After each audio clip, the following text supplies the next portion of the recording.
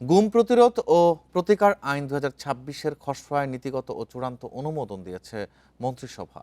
সোমবার বিকেলে সচিবালয়ে প্রধানমন্ত্রী তারেক রহমানের সভাপতিত্বে মন্ত্রিপরিষদের ১৫তম বৈঠকে এই অনুমোদন দেয়া হয়। এ আইনে সর্বোচ্চ যাবজ্জীবন কারাদণ্ড এবং অর্থদণ্ডের বিধান রাখা হয়েছে। মানবাধিকার, মানবিক মর্যাদা, ব্যক্তি স্বাধীনতা এবং আইনের শাসন প্রতিষ্ঠায় এই আইনকে একটি স্বতন্ত্র, আমলযোগ্য, জামিন অযোগ্য ও আপোস অযোগ্য ফৌজদারি অপরাধ হিসেবে চিহ্নিত করা হয়েছে।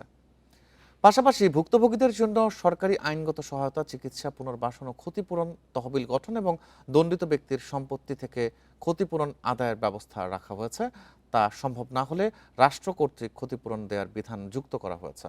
১২০ দিনের মধ্যে তদন্ত এবং ১২০ দিনের মধ্যে বিচার কাজ শেষ করার বিধান রাখা হয়েছে আইনটিতে।